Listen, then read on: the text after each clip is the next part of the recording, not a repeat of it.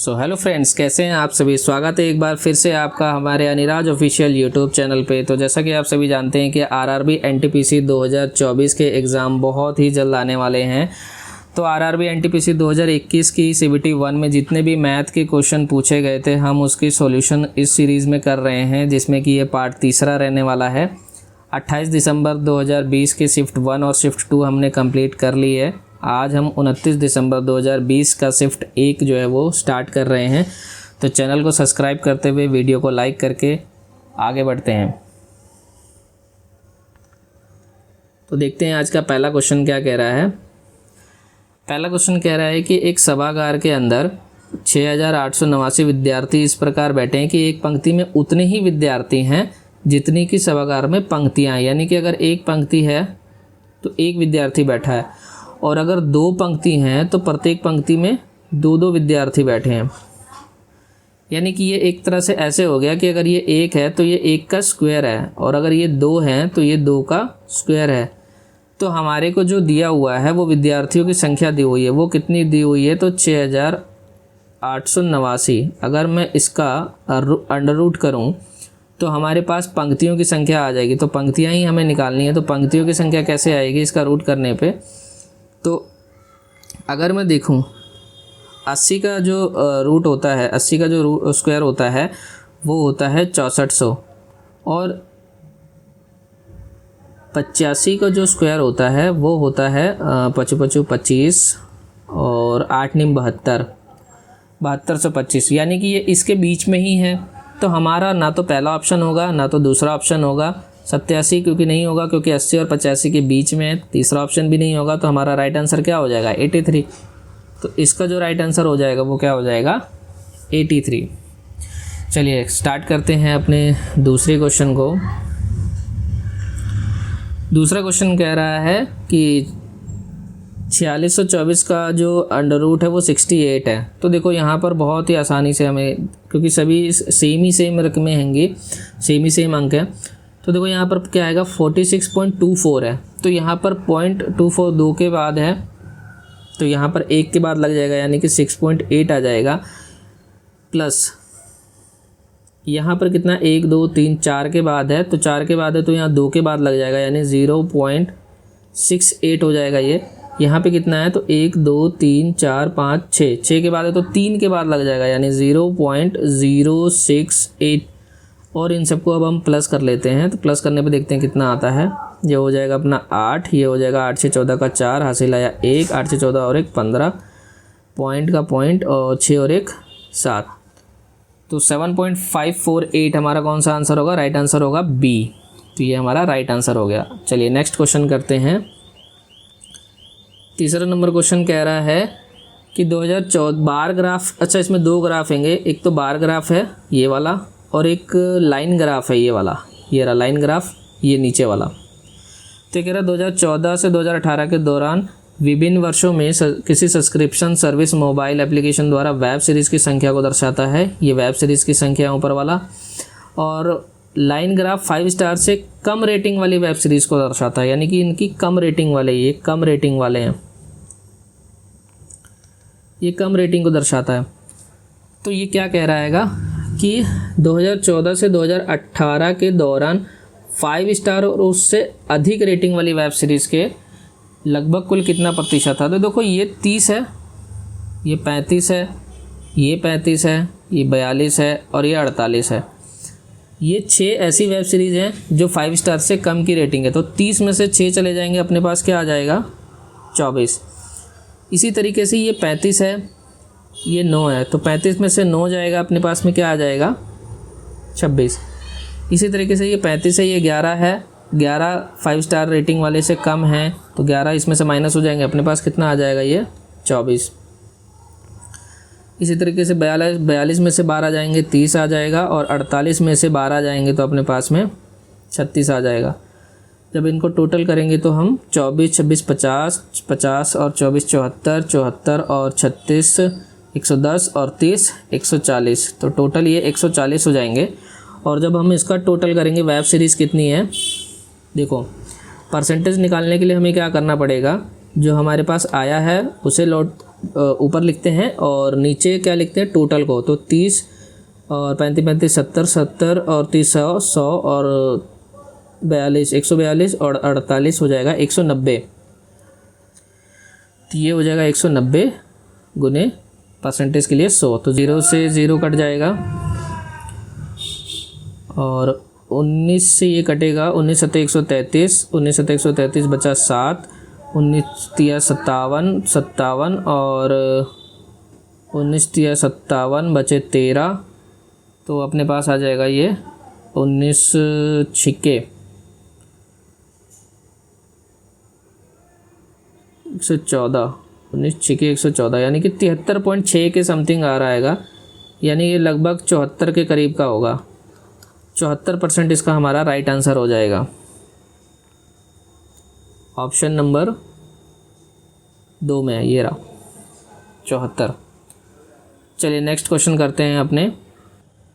तो question number 4 क्या कह रहा है कि 150 मदों का माध्य 45 है। यदि गणना करते समय 2 मदों को गलत लिखा गया है, जैसे कि 38 और 46 की बजाय हमने ये 83 और 76 को सही माध्य ज्ञात करना है। तो यानी कि 83 और 76 जो वो गलत लिखे गए थे। सबसे पहले तो हम देख लेते हैं कि गलत लिखे गए थे। गलत वाले क्या थे, 83 और 76 लिख लिए गए थे, और जो सही वाले हैं वो क्या हैं, तो यहाँ पर हमारा 38 है और कितना ये 46। तो पहले कितना ज़्यादा लिखा गया था देख लेते हैं माइनस करके। इसमें से ये आ जाएगा 5 और 8 में से 3 गए, 7 में से 3 गए 4, और ये हो जाएगा 6 गए 0 और ये हो जाएगा 3।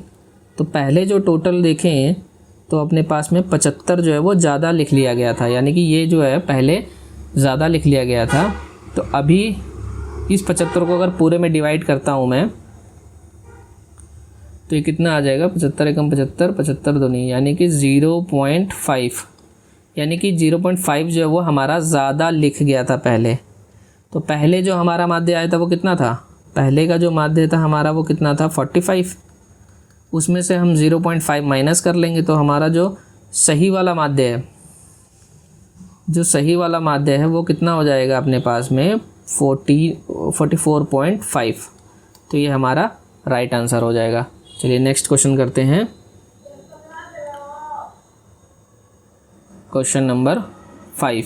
तो देखिए 5 नंबर क्वेश्चन एक पाई चार्ट के ऊपर रहेगा और ये इमेज काफ़ी छोटी है, इसमें ना आपको दिख नहीं रहा होगा। मैं यहाँ पे लिख देता हूँ कि ये क्या है, ये 14% है, ये 18% है, ये 17% है, ये 8% है, ये 25 है और ये 18 है। इसमें क्या कह रहा है का किसी मेट्रो सिटी में छात्रों का प्रतिशत को दर्शाता है। कुल छात्रों की संख्या जो है वो 3500 है, यानी कि जो टोटल जो जितने भी स्टूडेंट हैं, टोटल स्टूडेंट है वो 3500 हैं। और उनमें से क्या कह रहा है, कराटे, कुकिंग और क्रिएटिव राइटिंग के विषयों में नामांकित कुल छात्रों की संख्या हमें फाइंड आउट करनी है। तो देखो कुकिंग जो है वो ग्रे कलर के अंदर है, तो ये वाला जो है पार्ट वो कुकिंग का है, ये कुकिंग वाला पार्ट है। इसके बाद जो कराटे है वो येलो के अंदर है, ये वाला पार्ट जो है वो कराटे का है। और जो क्रिएटिव राइटिंग का पार्ट है वो ग्रीन वाला पार्ट है, यानी कि 14। तो देखो जब हम इन तीनों को जोड़ते हैं, कराटे प्लस कुकिंग और प्लस क्रिएटिव राइटिंग, तो इनका आ जाएगा हमारे पास में 25 + 8 + 14। तो टोटल परसेंटेज कितना हो जाएगा, ये 25 और 8 33, 33 और 14 47। तो 47% जो है वो स्टूडेंट हैं। अब टोटल स्टूडेंट जो है वो 3500 हैं। 3500 का हमें 47% निकालना है, परसेंट हटाएंगे नीचे 100 लग जाएगा, 0 से 2 0 माइनस हो जाएंगे और हम इसे कर लेते हैं गुना, मल्टीप्लाई कर लेते हैं। तो 35 × 47, तो ये हो जाएगा 7 × 5 = 35 का 5 हासिल आया 3, 7 × 3 = 21 और 3 24 में 5 × 4 = 20, 2 4 × 3 = 12 और 2 14। तो ये हो जाएगा 5 4 6 1। तो 1645 हमारा आंसर हो जाएगा। 1645 किस में है, तो ऑप्शन नंबर बी में है। चलिए नेक्स्ट क्वेश्चन करते हैं अब। तो नेक्स्ट क्वेश्चन है क्वेश्चन नंबर 6, कह रहा है ए बी सी किसी कार्य को 5 दिन में कर सकते हैं। अगर देखें हम ए प्लस बी प्लस सी किसी कार्य को 5 दिन में कर सकते हैं, बी सी और डी उसी को 10 दिन में कर सकते हैं, B plus C plus D उसको जो है वो 10 दिन में कर सकते हैं, सी डी और ए, सी प्लस डी प्लस ए उसी कार्य को 15 दिन में कर सकते हैं, डी ए और बी, डी प्लस ए प्लस बी उसी कार्य को 30 दिन में कर सकते हैं। तो कह रहा है कि ए बी सी और डी मिलकर उस कार्य को कितने दिन में कर सकते हैं। तो देखो अगर मैं इनका एलसीएम लेता हूँ तो एलसीएम अपना कितना आ जाएगा, 30 आ जाएगा। 30 आ जाएगा तो इनकी जो एफिशिएंसी आएगी वो कितनी आ जाएगी, इनकी एफिशिएंसी आ जाएगी अपने पास में 6, इसकी एफिशिएंसी आ जाएगी अपने पास में 10 या 30, इसकी एफिशिएंसी आ जाएगी 2 और इसकी एफिशिएंसी आ जाएगी 1। तो देखो सब यहाँ पर 3-3 बार आए हैं। एक अगर मैं ए की बात कर लूँ, ये 1 2 और ये तीसरी बार आया, बी अपने पास में 1 2 और ये 3 बार आया, यानी कि सब जो है वो 3-3 बार आए हैं। तो A plus B plus C plus D की जो एफिशिएंसी होएगी वो इन सब में 3-3 बार आई है, इसलिए 3 से मल्टीप्लाई हो जाएगा और टोटल ये इनकी एफिशिएंसी कितनी हो जाएगी, 6 3 9 9 और 2 11 और एक ये 12। जब 3 से कैंसल आउट करेंगे तो A plus B plus C plus D की जो एफिशिएंसी आ जाएगी वो आ जाएगी 4। तो 4 एफिशिएंसी से जब ये 30 वर्क को करेंगे तो कितने दिन लगेंगे इनको करने में, 7.5 यानी कि 7 सही 1/2 दिन।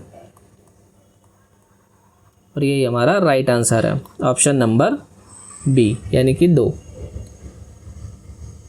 तो क्वेश्चन नंबर 7 देखते हैं। 7 नंबर क्वेश्चन क्या कह रहा है। 7 नंबर क्वेश्चन ये कह रहा है कि 5000 की कुछ राशि का कुछ भाग, अब देखो 5000 की कोई राशि है, इसको 2 भागों में किया गया, एक को उसने 5% पे दिया है और दूसरे को उसने 10% पे दिया है। तो देखो ये क्वेश्चन ना 2 तरीके से हो सकता है। एक या तो आप मिक्सचर एलिगेशन लगा लो, इसमें मैं वही लगा लेता हूँ यहाँ पर। मेथड नंबर 1 करते हैं, मिक्सचर एलिगेशन वाला। तो देखो ये कह रहा है 5 साल के बाद जो ब्याज मिल रहा है ना वो इतना है, तो 5 साल में उसे इतना ब्याज मिला है, तो 1 साल में उसे कितना ब्याज मिला होगा, 1 साल में उसे 350 रुपये, 1 साल में 350 मिला है। तो अगर 1 साल में 350 रुपये ब्याज मिला है तो ओवरऑल 5000 रुपये पे उसे हमें कितना मिलना चाहिए। तो 0 से 0 कैंसिल आउट हो जाएगा, इस 0 से ये 0 कैंसिल आउट हो जाएगा, ये 0 से ये 0 कैंसिल आउट हो जाएगा। तो यहाँ पे अपना कितना आ जाएगा, 7%। तो देखो ये पार्ट 1 है और ये पार्ट 2 है। तो ओवरऑल उसे कितना मिल रहा है, 7%। इसमें से ये माइनस करेंगे और इसमें से ये माइनस करेंगे तो हमारा रेशो आ जाएगा। तो 10 में से 7 गए 3 और 7 में से 5 गए 2। तो वो जो पैसा है वो 3:2 के अनुपात में बटा हुआ है। तो हमारे पास पैसा है कितना, ये आया 5 यूनिट की वैल्यू। 5 यूनिट की वैल्यू कितनी आएगी, 5000, यानी 1 यूनिट की वैल्यू कितनी आ जाएगी अपने पास में, 1000। तो उसने 10% वाला पूछा है, उसने कितना वाला पूछा है, 10% वार्षिक वाले का इसका पूछा है। इसका कितना आ रहा है, 2, यानी कि 1000 से जब ये गुणा हो जाएगा तो हमारे पास कितना आंसर आ जाएगा, 10% पर दी गई राशि कितनी है, 2000। ये हमारा राइट आंसर हो जाएगा। तो नेक्स्ट क्वेश्चन सिंप्लीफिकेशन से है, क्वेश्चन नंबर 8 देखते हैं क्या कह रहा है। तो इनमें से जो पूर्ण वर्ग निकलते हैं उनको हम बाहर निकाल लेते हैं। जैसे कि 25 6 के 150 होता है, तो 25 × 6, तो 25 का कितना बाहर आ जाएगा अपने पास में, 5, और यहाँ से क्या रह जाएगा, √6। इसी तरीके से 54 का जब हम निकालते हैं, माइनस है तो माइनस लगा देते हैं। तो 54 का क्या होता है, 9 6 के 54, तो 9 का कितना बाहर आ जाएगा, √3 और अंदर 6 ही रह जाएगा। तो इसी तरीके से 24 का अगर निकाल रहे हैं तो 24 का हो जाएगा अपने पास में 4 6 के 24, तो 4 जो है 4 का 2 बाहर आ जाएगा और अंदर क्या रह जाएगा √6। तो ये प्लस में है और इन दोनों को करेंगे तो ये माइनस में आ जाएंगे, तो इससे ये कैंसल आउट हो जाएगा और हमारा आंसर क्या आ जाएगा 0। तो राइट आंसर हमारा क्या होगा 0। चलो नेक्स्ट क्वेश्चन करते हैं। नेक्स्ट क्वेश्चन है हमारा क्वेश्चन नंबर 9 कह रहा है कि 3 अंकों की सबसे बड़ी संख्या। अब देखो अगर मैं 3 अंक की सबसे बड़ी संख्या की बात करता हूँ तो वो होती है 999 और 4 अंकों की सबसे छोटी संख्या का योग ज्ञात करना है हमें। तो 4 अंकों की सबसे बड़ी संख्या क्या होती है 1000, जिसका महत्व समावर्तक 24 हो। अब यहाँ पर इसने एक कंडीशन दे दी है कि जिसका HCF जो है वो 24 होना चाहिए। तो जब इसने HCF 24 बोल दिया है ना, तो सबसे पहले हम देखते हैं कि 999 यानी 3 अंक की सबसे बड़ी संख्या क्या होएगी जो 24 के जिसका HCF जो है वो 24 होता है। तो सिंपल सी बात है, हम इसका इसमें डिवाइड करके देख लेते हैं 24 का। 24 चौके 96, यहाँ से आ जाएगा 3 और 9 और 24 एकम 24, तो यहाँ से आ जाएगा ये 5 और ये 1। तो वो सबसे छोटी संख्या कौन सी हो सकती है कि देखो ये 15 हमारे पास ज़्यादा आ रहा है, यानी कि अगर मैं 999 में 15 घटा दूं तो हमारे पास वो संख्या आ जाएगी जो 3 अंकों की सबसे बड़ी संख्या होगी जिसका HCF जो है वो 24 होगा। तो यहाँ से जब हम इसे करते हैं तो 999 में से हम 15 माइनस करते हैं तो हमारे पास क्या आता है 984। इसी तरीके से जब हम 1000 का करते हैं, 1000 वाले में क्या चाहिए हमें छोटी से छोटी चाहिए। तो छोटी से छोटी चाहिए तो इसको हम करते हैं डिवाइड। तो 24 चौके 96, 4 0 फिर 24 एकम 24, यहाँ से आ गया 16। अब चूँकि ये 16 अगर हम घटाते हैं तो ये 1000 से कम में आ जाएगा, इसलिए हमें क्या और चाहिए होगा 8 और चाहिए होंगे। यानी कि जो वो संख्या होगी जो छोटी से छोटी हो 1000 के पास में छोटी से छोटी हो उसमें हम 8 प्लस कर देंगे तो वो संख्या क्या हो जाएगी 1008। और जब इनको प्लस किया जाएगा तो 8 और 4 12 का 2 हासिल आया 1, ये हो जाएगा 9 9 1। तो ये वाली जो संख्या होएगी इनका योग होगा और जिसका HCF जो है वो 24 से 24 जिनका HCF जो है वो 24 आ रहा है। ठीक है, तो नेक्स्ट क्वेश्चन करते हैं। अब नेक्स्ट क्वेश्चन सिंप्लीफिकेशन से है और काफ़ी आसान क्वेश्चन रहेगा। सबसे पहले तो देखो ये 8 9 72 हो रहा है यानी कि 0.9 आएगा यहाँ पर। इसके बाद इसे जब हम मल्टीप्लाई करेंगे तो ये हो जाएगा अपने पास में क्या 6.9 और ये +5 है। तो चलो आप सबको एक बारी जोड़ लेते हैं। तो ये 24 हो गया और ये 0.9 इसमें ऐड हो जाएगा तो यहाँ से आ जाएगा ये 0.4। ठीक है, अब इसमें से ये 5 प्लस का है तो ये भी 5 प्लस हो जाएंगे तो 9.92 ये हो जाएगा। अब माइनस हमें क्या करना है माइनस करना है 6.9। तो 29.9 में से 6.9 जो है वो माइनस हो जाएगा तो 0 3 और 2, तो हमारे पास राइट आंसर आ जाएगा 23 जो कि ऑप्शन नंबर ए में है। सो नेक्स्ट क्वेश्चन करते हैं। नेक्स्ट क्वेश्चन क्या कह रहा है 11 नंबर क्वेश्चन कह रहा है कि 12.5 रुपये प्रति वर्ग मीटर की दर से एक कमरे की फर्श बनाने की जो कुल लागत है वो 3675 रुपये है। तो देखो अगर मेरे को एरिया निकालना है, उस घर का एरिया निकालना है तो मुझे क्या करना पड़ेगा, जो मेरी कुल लागत है 3675 जो मेरी कुल लागत है और जो मेरी 1 वर्ग मीटर की दर पर जो पैसा लगा है यानी कि जो 12.5 रुपये मेरे इसमें लगे हैं जिसको मैं 25/2 कर सकता हूँ, 2 ऊपर चला जाएगा तो हमारा क्या आ जाएगा एरिया आ जाएगा यानी कि उस फर्श का क्षेत्रफल आ जाएगा। तो जब मैं इसको काटता हूँ तो ये कटेगा 25 एकम 25, 11 आ गए 25 चौके 100 और यहाँ से आ जाएगा 25 सत्ते 175। तो ये हो जाएगा 7 दूनी 14 का 4 और 14 दूनी 28 और 1 29। तो हमारे पास जो एरिया आया वो कितना आया मीटर में। तो हमारे पास जो क्षेत्रफल आया है वो आया है 294। अब ये कह रहा है कि चौड़ाई और लंबाई का अनुपात दिया हुआ। यहाँ पर जो है ना वो चौड़ाई और लंबाई का जो है अनुपात दिया हुआ है वो दिया है 2:3।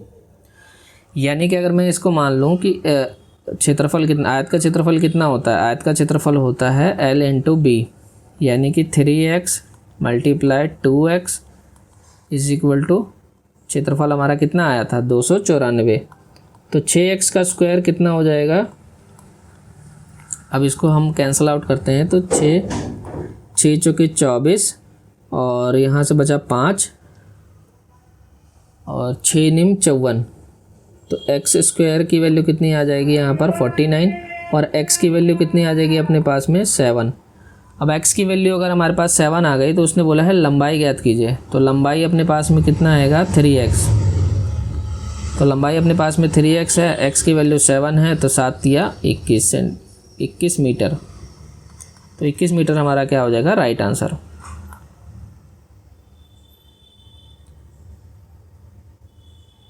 तो 12 नंबर क्वेश्चन कह रहा है कि एक चक्रवृद्धि ब्याज पर 2 वर्ष में बढ़कर इतना हो जाता है और 3 वर्ष में बढ़कर जो है वो इतना हो जाता है। तो अगर 2 साल का मैं देखूं तो 2 साल का 12,100 है और 3 साल में वो जो रकम है वो हो जाती है 13,310। तो अगर मैं इनका डिफरेंस देख रहा हूँ, अगर मैं इसका डिफरेंस देखूँ तो डिफरेंस देखने पे हमारा क्या आएगा 1210। यानी कि ये अपना क्या है, ये अपना क्या है, ये इंटरेस्ट है, कंपाउंड इंटरेस्ट। तो ये 1 साल का कंपाउंड इंटरेस्ट CI के बराबर ही होता है। तो अगर मैं रेट मुझे पता करनी है तो इसका, तो रेट अगर पता करनी है तो ये 12,000 जो 100 हैं वो क्या हो जाएगा हमारा प्रिंसिपल हो जाएगा और गुने के लिए 100। तो 0 से 0 कट जाएगा और इससे ये कटेगा तो 10 आ जाएगा।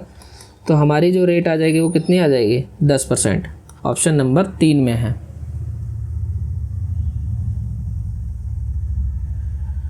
क्वेश्चन नंबर 13 कह रहा है कि 100 और 200 के बीच में आने वाली उन सभी संख्याओं का योग ज्ञात करना है जो 12 से विभाज्य है। तो देखो 100 और 200 के बीच में ऐसी कितनी संख्या है। सबसे पहली बात तो 100 के बाद में कौन सी संख्या है जो 12 से कटेगी 108, फिर क्या कटेगा 120। ऐसे करते करते जो लास्ट में 200 के पास, 200 के अंदर कौन सा कटेगा 192।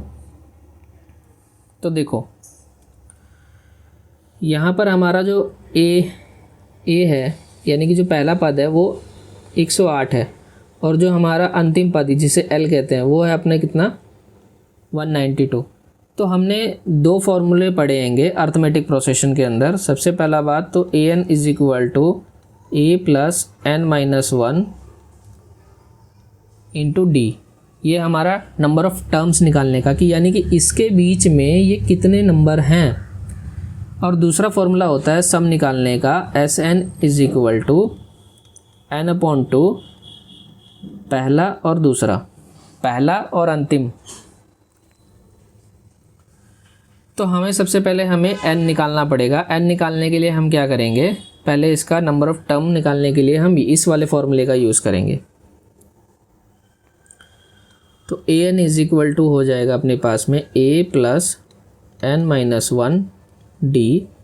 AN अपने कितना हैगा 192, पहला पद है अपने पास में 108 प्लस n की वैल्यू हमें निकालनी है D 12 है।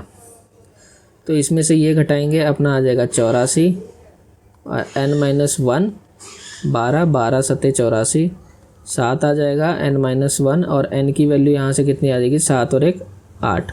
n की वैल्यू अपने पास में 8 आ गई। n की वैल्यू को जब हम इसमें पुट करेंगे तो देखो SN की वैल्यू क्या हो जाएगी अपने पास में 8/2। पहला पद क्या है अपने पास में 108 और अंतिम पद क्या है अपने पास में 192। तो इनका योग कितना आ जाएगा 4 गुने और इसको जोड़ेंगे तो ये कितना हो जाएगा 300।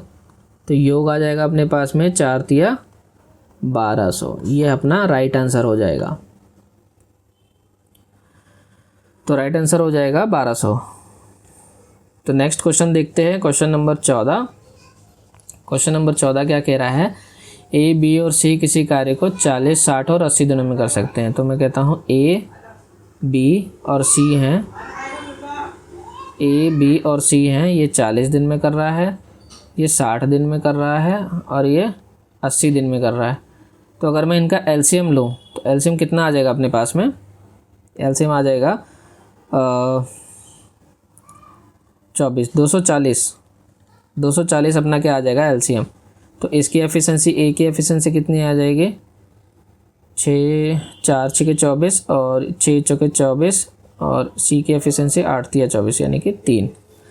अब ये क्या कह रहा है? तीनों ने मिलकर कार्य शुरू किया परंतु ए कार्य समाप्त होने के 11 दिन पहले छोड़ के चला गया। हम कह रहे हैं कि 11 दिन पहले छोड़ के गया, क्यों गया? हम उसे जाने नहीं देंगे और उसे पूरा काम कराएंगे। तो ए की एफिशिएंसी कितनी है? 6, और 11 दिन अगर वो काम करेगा, ए की एफिशिएंसी 6 है, 11 दिन अगर वो काम करता तो कितना काम कर लेता? वो 66 काम कर लेता। तो हमने इससे काम करा लिया कि ये 66 काम करेगा। फिर कह रहा है कि बी ने कार्य समाप्त होने के 8 दिन पहले, अब बी भी छोड़ कर चला गया। बी की एफिशिएंसी कितनी है? 4, और बी की एफिशिएंसी 4 है और 8 दिन तक अगर काम करता तो कितना काम करता? 8 चुके 32, यानी कि ये 32 काम करता। अब जो है ना, ये टोटल सभी ने काम किया है, तो टोटल सभी ने काम किया है तो कार्य पूर्ण होने के लिए कितने दिन लगेंगे वो हम निकालते हैं यहाँ से। तो 6 और 2 8, 6 4 10 3 13 का 3, हासिल आया 1 और ये हो जाएगा 3। तो अब टोटल एफिशिएंसी कितनी हो जाएगी? 6 4 10 3 13, तो डिवाइड कर देंगे 13 से, और जब इसको हम कैंसल आउट करेंगे तो 13 दूनी 26, 4 3 7 78, तो 13 6 78। तो टोटल जो दिन लगने वाले हैं वो 26 दिन लगने वाले हैं और यही हमारा राइट आंसर हो जाएगा 26। तो नेक्स्ट क्वेश्चन देखते हैं, क्वेश्चन नंबर 15। क्वेश्चन नंबर 15 एक अच्छा क्वेश्चन हैगा, तो इसको मैं एक्सप्लेन करता हूँ आराम से। देखो, ये कह रहा है कि ए बी सी एक वर्ग है। हमने इसे मान लिया कि ये ए है, ये बी है, ये सी है और ये डी है, एक वर्ग है। एक्स ए बी का मध्य बिंदु है। यहाँ पर कोई पॉइंट है और जिसे हम एक्स कह देते हैं कि ये क्या है? एक्स है, ये ए बी का मध्य बिंदु है। और कह रहा है बी सी पर वाई इस प्रकार है कि बी वाई, जो अपना बी वाई है वो 1/3 बी सी है। यानी कि यहाँ पर कोई एक पॉइंट है जो कि y है और ये बी सी का 1/3 है। ये कह रहा है बी एक्स वाई, त्रिभुज बी एक्स वाई यानी कि ये वाला एक त्रिभुज बन रहा है, इसमें ये त्रिभुज बन गया। इसको मिलाने पे का क्षेत्रफल जो है, यानी कि ये वाले इसका जो एरिया हमें दिया हुआ है वो कितना दे दिया है इसने? 300। तो कह रहा है कि AC विकर्ण की लंबाई ज्ञात करनी है। हमें ज्ञात क्या करना हैगा? हमें ज्ञात करनी है AC विकर्ण की लंबाई, A और C यानी कि ये वाला, यहाँ से जब हम कर रहे हैं ये वाला, हमें ये फाइंड आउट करना है कि AC विकर्ण की लंबाई कितनी है। तो देखो ये क्वेश्चन कैसे करेंगे। अब ए बी का मध्य बिंदु x है, यानी कि यहाँ से ये यहाँ तक की जो लंबाई होएगी वो कितनी होएगी? x/2, क्योंकि अगर पूरा x है, ए बी का मध्य बिंदु x है, अगर पूरी लंबाई को मैंने x माना है तो नीचे वाला क्या हो जाएगा? x/2। इसी तरीके से जो बी वाई है, ये BC का 1/3 है। BC का 1/3 अगर मैंने पूरा इसको x माना हुआ है, क्योंकि देखो वर्ग की चारों भुजाएं बराबर होती हैं, तो अगर पूरा x है और ये BC जो है वो 1/3 है, तो ये BY की जो लंबाई है, जो BY की लंबाई वो क्या हो जाएगी? x/3। और जो अपना BX आ जाएगा वो कितना आ जाएगा? x/2। तो देखो अब ये 90 डिग्री यहाँ पर है और आप सभी को पता है कि त्रिभुज का क्षेत्रफल क्या होता है? जो समकोण त्रिभुज होता है उसका क्षेत्रफल होता है 1/2 गुना आधार गुना ऊंचाई। तो 1/2 आधार कितना है अपने पास में? x/2, और ऊंचाई कितनी है अपने पास में? x/2। 3। तो जब हम इसको करेंगे कैंसल आउट तो ये हो जाएगा अपने पास में एक्स का स्क्वायर हो जाएगा और 2 दूनी 4 तिया 12 बटे में 12 आ जाएगा। और इसका जो क्षेत्रफल है वो कितना दिया हुआ है हमें 300। तो एक्स का स्क्वायर इज इक्वल टू 300 गुने, तो x की वैल्यू कितनी हो जाएगी अपने पास में, एक्स स्क्वायर की वैल्यू कितनी हो जाएगी 3600 और x आ जाएगा अपने पास में कितना 60। तो अगर ये x है पूरा और ये 60 है तो ये भी 60 होगा। तो हाइपोटेनस का एक फॉर्मूला होता है, तो h का square is equal to p का स्क्वायर अपॉन प्लस b का स्क्वायर। तो इस फॉर्मूले की मदद से हम इसको निकाल सकते हैं। तो 60 और 60 का स्क्वायर फिर हो जाएगा 3600 और 3600 गुने 2 हो जाएगा, यानी कि ये दोबारा से अपने पास कितनी आ जाएगी वैल्यू, इसकी आ जाएगी 60√2। तो हमारा इसी का जो विकर्ण आ जाएगा वो कितना आ जाएगा 60 सही √2 सेंटीमीटर। तो नेक्स्ट क्वेश्चन करते हैं, क्वेश्चन नंबर 16। ये क्वेश्चन काफ़ी अच्छा क्वेश्चन हैगा। और देखो सभी क्वेश्चंस के जो फॉर्मूले होते हैं ना वो हमें याद करने ही चाहिए। देखो तो ये कह रहा है कि cos 20 है, cos 40 है और cos 80 का मान जो है वो हमें याद करना है। तो हमारे पास एक फार्मूला होता है, ये फार्मूला लिख लीजिए। ये फार्मूला होता हैगा कि cos थीटा, cos 2 थीटा और cos 4 थीटा की जो वैल्यू होती है वो होती है 1/4 गुने cos 3 थीटा। तो ये जो फार्मूला है ना, ये जो फार्मूला है इसको एकदम याद करके रखना है, क्योंकि ये नेक्स्ट अगली बार भी काम आएगा। तो चलिए, जब इस फार्मूले को हमने यूज़ किया तो थीटा की वैल्यू क्या अपने पास में 20 हैगी। तो हमें निकालना क्या है इस वाले पार्ट को, तो 1/4 गुने cos 20 दिया 60, तो 60, तो 1/4 और cos 60 की वैल्यू होती है कितनी 1/2। तो जब हम इसको करेंगे तो हमारा राइट आंसर क्या आ जाएगा 1/8। ये हमारा राइट आंसर हो जाएगा 1/8। चलो नेक्स्ट क्वेश्चन करते हैं, क्वेश्चन नंबर 17।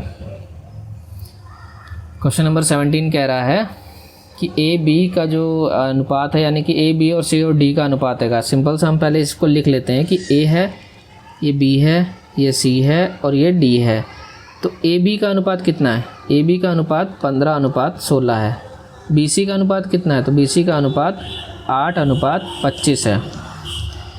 सी डी का अनुपात कितना है, तो सी डी का अनुपात 20:9 है। तो यही हमें फाइंड आउट करना। अब जो घर खाली रह गए हैं उनको हम फिल कर देंगे। यहाँ पे हो जाएगा 20 और यहाँ भी 20। अब हमसे पूछा क्या इसने, ए डी का मान बताना है। ए डी का मान, तो सिर्फ हमें ये वाली वैल्यू और ये वाली वैल्यू, सिर्फ इनमें ही कटापिटी करनी है। तो देखो 8 से जब मैं इसे काटूंगा 8 दूनी 16, 5 से मैंने इसे काटा 5 चौके 20 और 5 25, 5 से फिर इसे काटा 3 पर, 3 से इसे काटा 9 पर, 2 से ये कट रहा है 2 पर।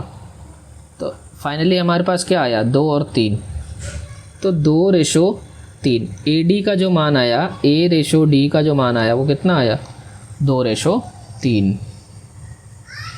नेक्स्ट क्वेश्चन करते हैं, क्वेश्चन नंबर 18। कह रहा है कि राणा और रणबीर के बीच एक चुनाव में राणा को मतों का 40% प्राप्त हुआ। तो देखो एक मत हैंगे, मैंने मान लिया कि टोटल जो वोट है अपने पास में, जो टोटल वोट हैं वो कितने हैं 100, और 2 बंदे हैं एक इसमें, एक है राणा और एक है रणवीर। तो देखो राणा को मतों का 40% मिला, यानी कि 40 वोट इसे मिले। तो 40 अगर इसे मिले तो इसे कितने मिले होंगे 60, और वह 60,000 मतों से हार गया। तो ये इसे 60 मिले हैं, तो ये हारा कितने से, ये इससे कितने मतों से हार गया, ये -20 मतों से इससे हार गया। ये -20 यूनिट की जो वैल्यू है वही इसने दी है कि यहाँ पर जो 60,000 है, यानी कि 20 से 60, यानी कि एक जो है वो 3,000 की वैल्यू पे है। जब एक 3000 की वैल्यू पे है तो इसने पूछा है रणबीर को प्राप्त कुल मतों की संख्या ज्ञात कीजिए, यानी कि हमें क्या ज्ञात करना है, हमें ये ज्ञात करना है कि इसे कितने मत मिले। तो एक यूनिट की वैल्यू 3000 है, इसे मिले हैं 60, तो इसे मल्टीप्लाई कर देंगे। 3000 को जब इससे करेंगे तो हमारा लगभग 1,80,000 आ जाएगा।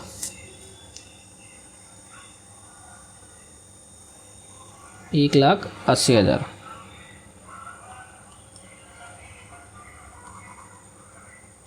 और यही अपना राइट आंसर है।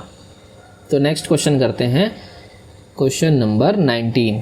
तो देखो 19 क्वेश्चन नंबर में क्या कह रहा हैगा,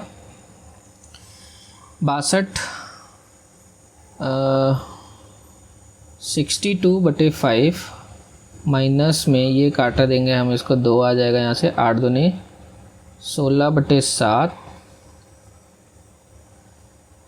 गुने 7/5। तो यहाँ से ये 7 से 7 कट जाएगा, यहाँ से ये कट रहा है 4 और ये कट रहा है 5। तो यहाँ प्लस में कितना आ जाएगा 4/5।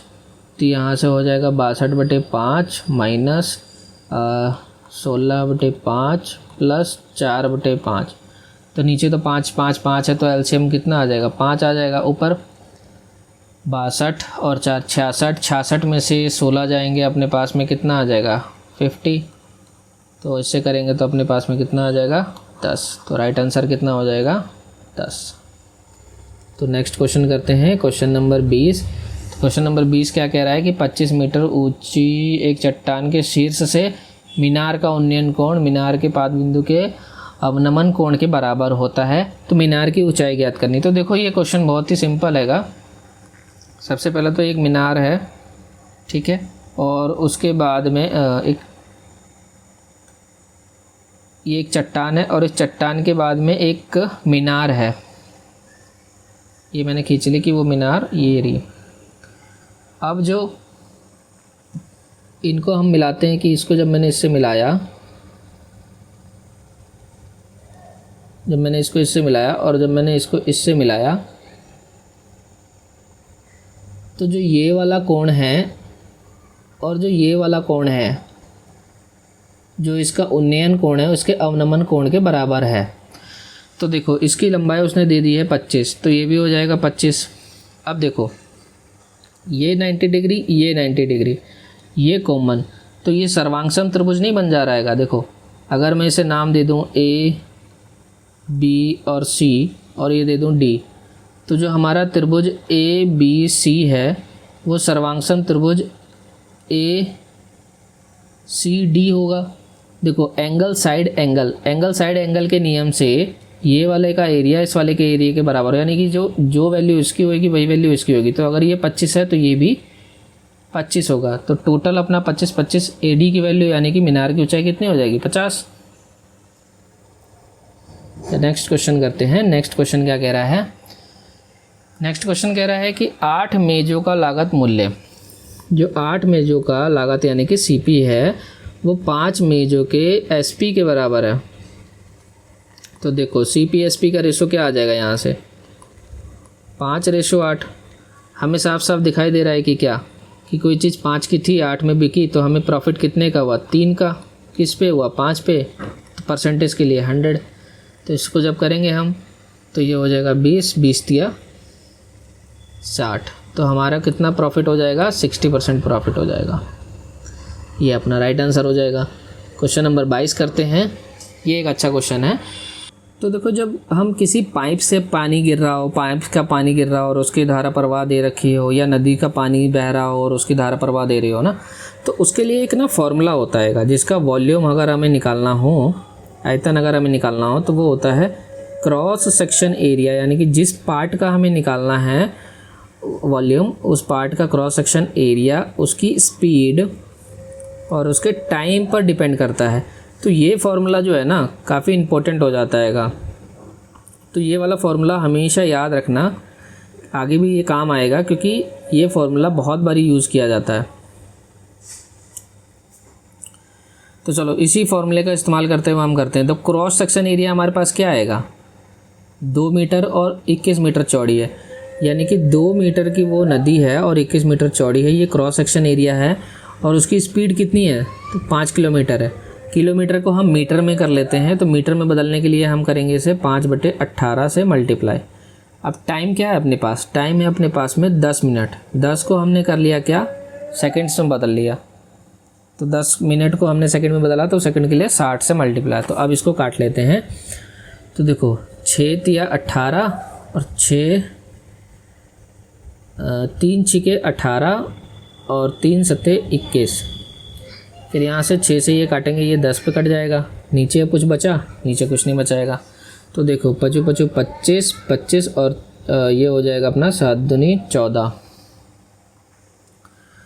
तो यहाँ से कितना आ जाएगा अपने पास में 25 गुने 14 गुने 100।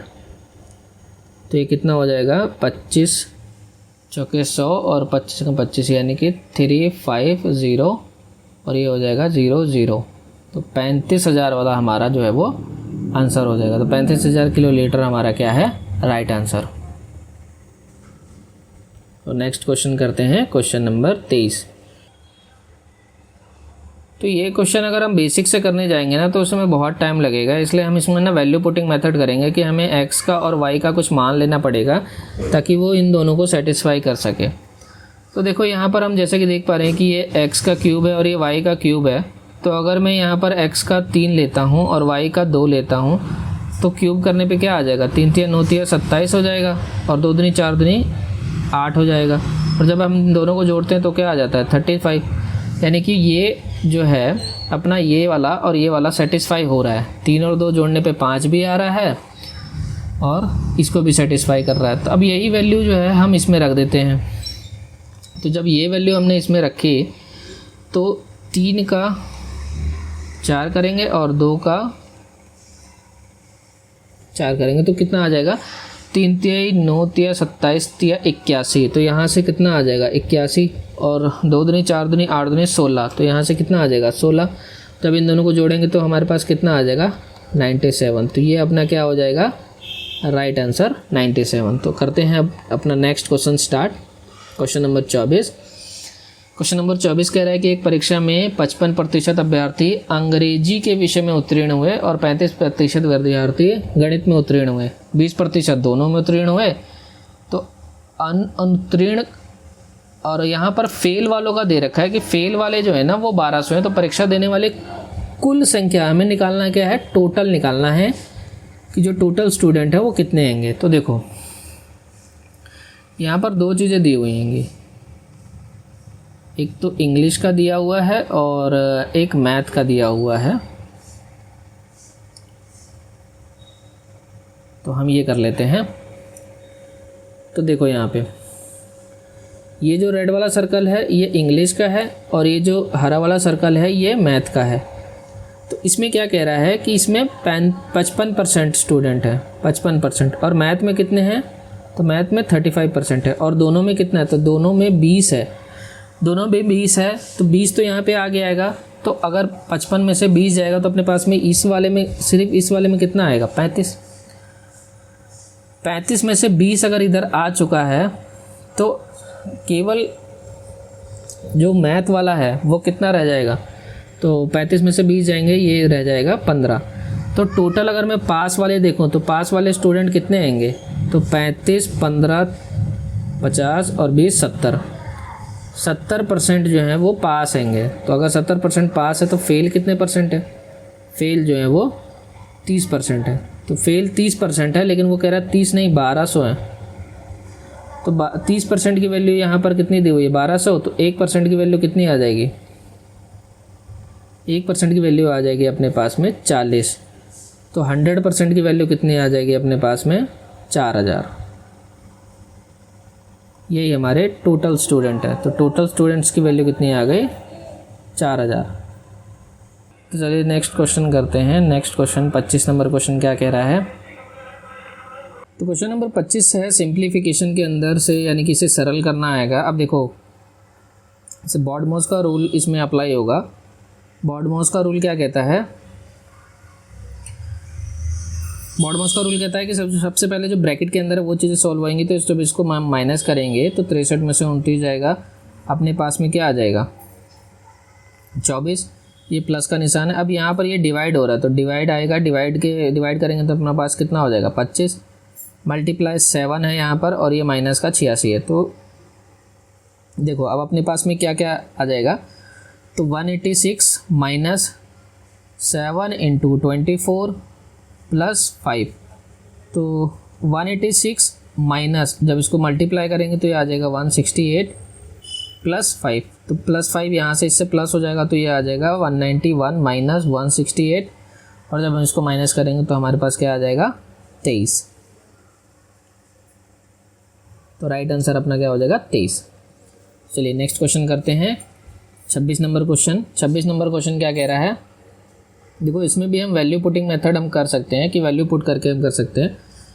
तो देखो हमें 2 लेके आना है, तो या तो हम x की वैल्यू 1 रख लें और y की वैल्यू को हम 2 रख लें, तो मल्टीप्लाई करने पे 2 आ जाएगा।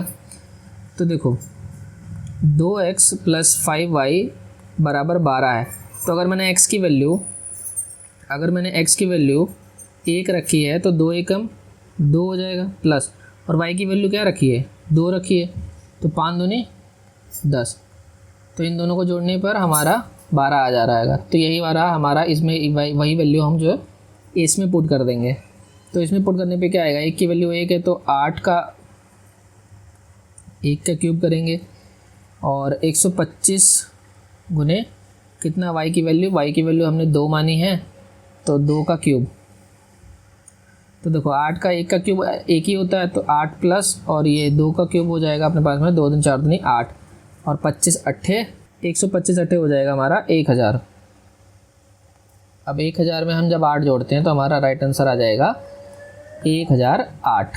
तो नेक्स्ट क्वेश्चन करते हैं। नेक्स्ट क्वेश्चन क्या कह रहा है, देखो नेक्स्ट क्वेश्चन है बहुत ही सिंपल क्वेश्चन है ये, इसमें कोई ज़्यादा दिमाग लगाने की ज़रूरत नहीं है। देखो 1 का स्क्वायर 2 का स्क्वायर और 3 का स्क्वायर ऐसे करते करते 14 का स्क्वायर की वैल्यू जो है वो 1015 आ रही है। अब यहाँ 1 का स्क्वायर किया है और यहाँ 3 का स्क्वायर कर रहा है, यानी कि अगर मैं इसे सॉल्व करूँ तो ये 1 आएगा, और इसे सॉल्व करूँ तो ये 9 आएगा। इसे सॉल्व करूँ तो ये 2 दूनी 4 होता है, और इसे सॉल्व करूँगा तो ये चिकम 36 होता है। यानी कि हर चीज़ में ये 9 गुना ले रहा है, हर चीज़ में ये 9 गुना ले रहा है। तो ऐसा ही ये 9 गुना हो जाएगा। तो 15 में 135 का 135 1 9 एकम 9, और 15 में 135 और 9 एकम 9, तो हमारा राइट आंसर क्या हो जाएगा इसका 9 गुना 9135। ये तो बहुत सिंपल क्वेश्चन था।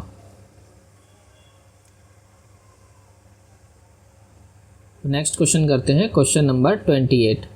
क्वेश्चन नंबर 28 क्या कह रहा है कि एक रेलगाड़ी 80 किलोमीटर प्रति घंटे की चाल से बेंगलोर स्टेशन से मुंबई के लिए निकलती है। तो देखो हमने यहाँ एक लाइन ड्रॉ कर ले, और एक रेलगाड़ी है, ये बेंगलोर स्टेशन हमने मान लिया कि ये बेंगलोर है और ये मुंबई है। तो ये कह रहा है कि ये इसकी जो एक रेलगाड़ी है जो 80 किलोमीटर प्रति घंटे की रफ्तार से यहाँ से निकल रही हैगी। 1 घंटे के बाद एक अन्य रेलगाड़ी 100 किलोमीटर प्रति घंटे की चाल से बेंगलोर रेलवे स्टेशन से मुंबई के लिए निकलती है। अब एक और रेलगाड़ी निकलती है, लेकिन वो 1 घंटे के बाद निकलती है, यानी कि ये 80 किलोमीटर वाली गाड़ी यहाँ पहुँच चुकी होगी। अब यहीं से दोबारा से एक 100 किलोमीटर प्रति घंटे वाली जो है एक दूसरी रेलगाड़ी निकलती है। तो दूसरी रेलगाड़ी पहली रेलगाड़ी से कितने घंटे बाद मिलेगी, यानी कि वो कहीं ना कहीं एक पॉइंट पे जा कर के ये वाले भी और ये वाले भी दोनों मिल जाएंगे। तो कह रहा कितने घंटे के बाद मिलेंगे। तो अब देखो 80 kilometre distance is equal to क्या होता है, distance is equal to speed into time. तो देखो स्पीड कितनी है अपने पास में 80, और टाइम कितना है 1 घंटा, तो डिस्टेंस कितना ट्रैवल हो जाएगा 80 किलोमीटर। 80 किलोमीटर डिस्टेंस ट्रैवल हो गया। अब रिलेटिव स्पीड की अगर मैं बात करूं, क्योंकि ये भी वहीं से निकल रहे हैं और ये भी वहीं से निकल रही है, तो 100 माइनस 80 हो जाएगा रिलेटिव स्पीड हमारी। जो रिलेटिव स्पीड होगा वो 100 माइनस 80 हो जाएगा, यानी कि कितना आ जाएगा 20 किलोमीटर प्रति घंटा। 20 किलोमीटर प्रति घंटा। तो वो कह रहा है कि कब मिलेंगे, तो देखो distance is equal to speed into time होता है। उन्हें जो गैप कवर करना है वो यही 80 किलोमीटर है, तो डिस्टेंस अपना 80 किलोमीटर है, स्पीड अपने पास में 20 है, तो टाइम कितना लगेगा 20 चौके 80 यानी कि 4 घंटा। तो उन्हें जब मिलेंगे वो, तो उन्हें कितना टाइम लगेगा 4 घंटा। तो नेक्स्ट क्वेश्चन करते हैं, क्वेश्चन नंबर 29, जो कि है एलसीएम एचसीएफ से। तो ये कह रहा है दो संख्याओं का एलसीएम और एचसीएफ का योग और उनका अंतर इतना और इतना है। तो देखो एलसीएम प्लस एचसीएफ, इसका जो योग है वो है 369 और एलसीएम माइनस एचसीएफ, इसका जो अंतर है वो है 351। तो वो कितना है 351। अब एक चीज़ देखो यहाँ पे, जब हम इसको करते हैं तो ये प्लस से ये माइनस कैंसिल आउट हो जाएगा और यहाँ पर दो एलसीएम की जो वैल्यू आएगी वो कितनी आ जाएगी, 9 और 1 10 का 0 हासिल आया, 1 6 6 12 का 2 हासिल आया, 1 3 3 1 7, यानी कि जो एलसीएम आ गया वो कितना आ गया अपने पास में 360। अगर एलसीएम 360 आ गया, अगर एलसीएम यहाँ 360 आ गया है तो हमारा एचसीएफ ऑटोमेटिकली 9 हो जाएगा, इसमें से माइनस कर देंगे तो देखो एलसीएम अपना कितना आ गया 360, एचसीएफ अपना कितना आ गया 9। अब इसने क्या पूछाएगा, ये कह रहा है यदि एक संख्या 72 है तो दूसरी संख्या ज्ञात करनी है। तो वो काफ़ी, ये वाला फॉर्मूला जो है ये काफ़ी फेमस हैगा एलसीएम एचसीएफ के अंदर, कि पहली संख्या गुणा दूसरी संख्या इज इक्वल टू होता है एचसीएफ मल्टीप्लाई एलसीएम। पहली संख्या उसने दे दी है 72, दूसरी संख्या हमें फाइंड आउट करनी है। एचसीएफ अपना 9 है और एलसीएम 360 है। तो देखो 9 8 72 और 8 चौकी 32 और 8 पंजे 40, तो दूसरी संख्या अपने पास में कितनी आ जाएगी 45। ये अपना राइट आंसर है, ऑप्शन नंबर 2। नेक्स्ट क्वेश्चन करते हैं, क्वेश्चन नंबर 30। तो क्वेश्चन नंबर 30 क्या कह रहा है कि दो स्थानों के बीच में रेलगाड़ी, बस और हवाई जहाज़ का जो किराए का अनुपात है, दो चीज़ें हैं यहाँ पे, किराए का जो अनुपात है वो 5:8:12 है। किस किस का है, तो ये है ट्रेन, ये है बस और ये है एयरवे यानी कि हाईवे, हवाई किराया। दूसरी चीज़ इसमें क्या कह रहा है कि यात्रियों की जो संख्या का अनुपात है वो 3 4 और 5 में है। अब यहाँ जो यात्री हैं वो 3:4:5 में है। तब एक बात बताओ, जो वसूला गया जो अपना जो किराया होगा, जो एकृत है टोटल, यहाँ पर टोटल एकृत किराया होगा वो 5 किराया है और 3 यात्री हैं, तो टोटल कितना किराया दे देगा वो 5 या 15। इसी तरीके से यहाँ कितना आ जाएगा 8 चौके 32 और 12 पंजे 60, तो टोटल अपने पास में किराया कितना आ रहेगा 60 और 32 102 और 15 107। टोटल अपने पास में जो पैसा इकट्ठा हो रहा है वो इकट्ठा हो रहा है 107, और वो कह रहा है कि 107 नहीं होता है, जो टोटल एकृत किराया है वो है 1,07,000। तो 1,07,000 यहाँ से हम देख रहे हैं कि ये कितने के मल्टीपल पे है, तो ये 1000 के मल्टीपल पे। तो कह रहा है कि हवाई यात्रियों से एकत्र किया गया कुल किराया कितना, तो हवाई यात्रियों से एकत्र किया गया कितना किराया 60 और प्रत्येक की वैल्यू कितनी हैगी 1000, तो टोटल कितना हो जाएगा अपने पास में 60,000। यही हमारा राइट आंसर है। तो नेक्स्ट क्वेश्चन देखते हैं, क्वेश्चन नंबर 31। तो क्वेश्चन नंबर 31 कह रहा है कि कुछ आंकड़ों का माध्य और माध्यिका का अनुपात इतना और इतना है। तो देखो एक फार्मूला इसमें हमेशा याद रखना, ये एक काफ़ी फेमस फार्मूला आएगा। फार्मूला क्या है कि बहुलक बराबर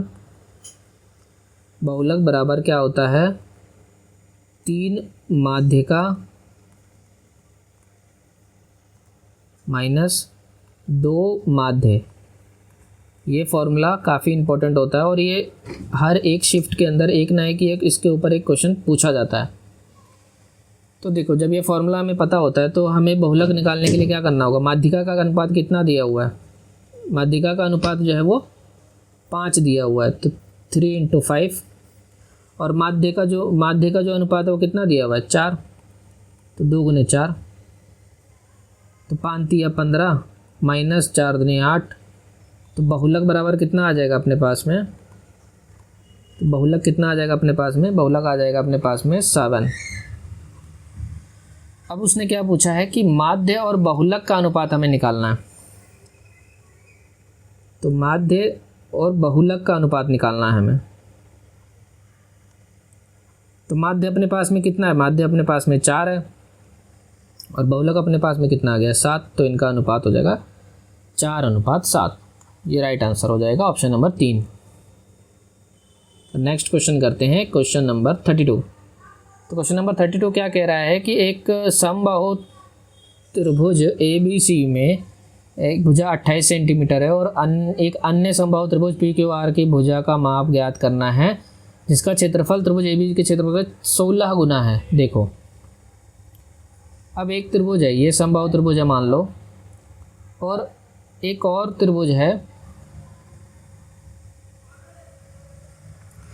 तो वो क्या कह रहा है कि त्रिभुज AB और ये C है और ये त्रिभुज PQ और R है।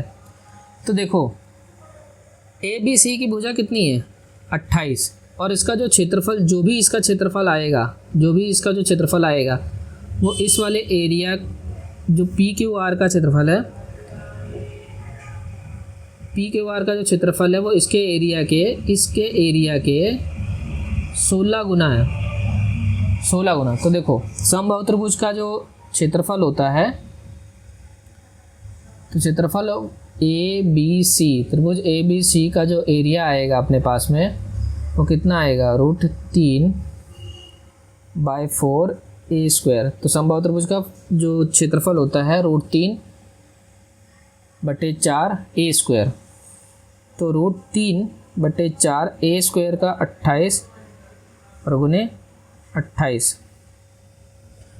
तो देखो ये तो हो गया हमारा किसका एरिया, ABC का एरिया, और हमें निकालना किसका आएगा कि जिसका क्षेत्रफल PQR के 16 गुना के बराबर है। तो हमें भुजा का माप निकालना है, तो एरिया ऑफ PQR क्या होगा, एरिया ऑफ PQR होगा एरिया ऑफ ABC और इसके एरिया के 16 गुने के बराबर है, यानी कि 16 गुना √3/4 गुने 28 गुने 28, और ये हो जाएगा अपने पास में √3/4A²। तो यहाँ से 3/4 से √3/4 कट जाएगा, A² है तो यहाँ A की वैल्यू आ जाएगी और यहाँ पर सब पे रूट चला जाएगा, रूट जाने पे इसमें से क्या निकलेगा 4 और इसमें से क्या निकलेगा 28। तो 28 गुने 4 हमारे पास कितना आ जाएगा 112। तो यही हमारा क्या होगा राइट आंसर।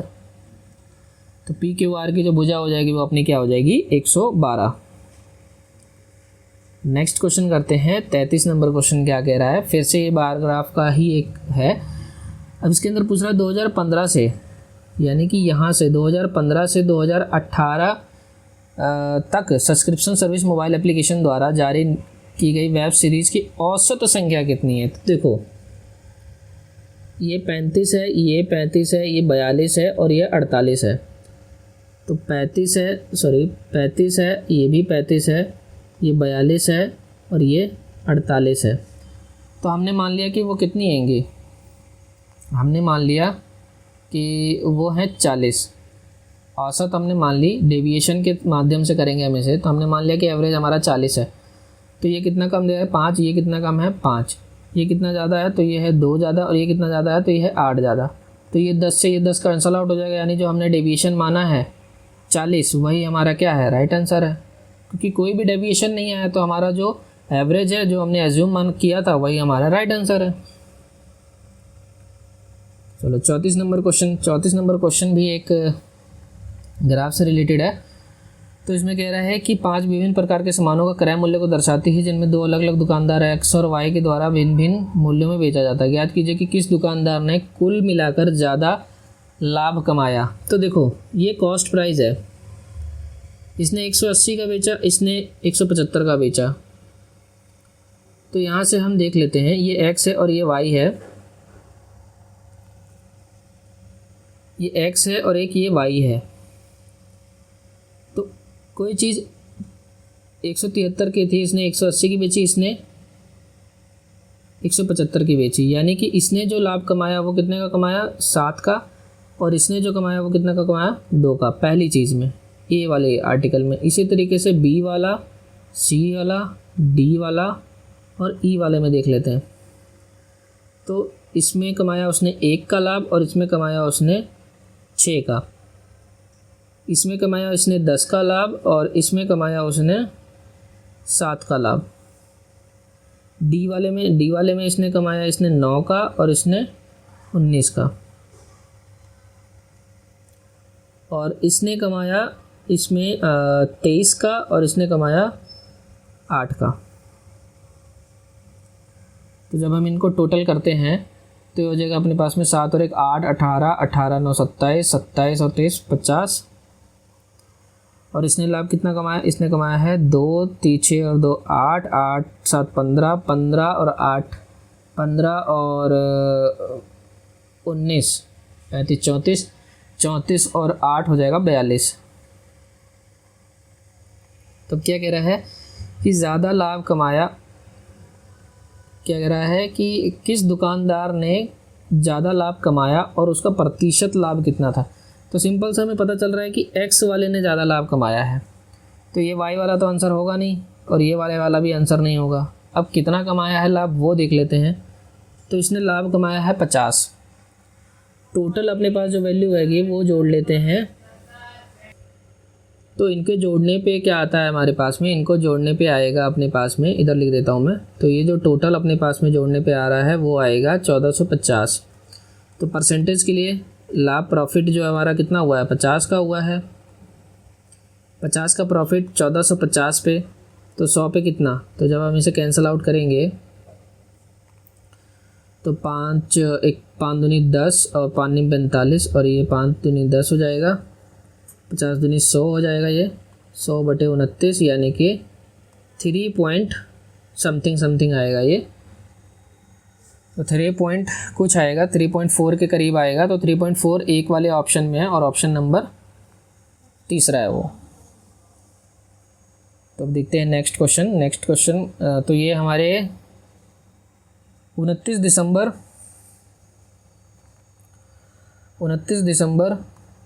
2020 का जो शिफ्ट फर्स्ट था, इसके सारे सॉल्यूशन हमने कर लिए हैं। इसकी पीडीएफ आपको हमारे अनिराज ऑफिशियल टेलीग्राम चैनल पे मिल जाएगी। तो पीडीएफ के लिए आप वहाँ पर जा सकते हैं, इसके सॉल्यूशन की पीडीएफ वहाँ पर मिल जाएगी।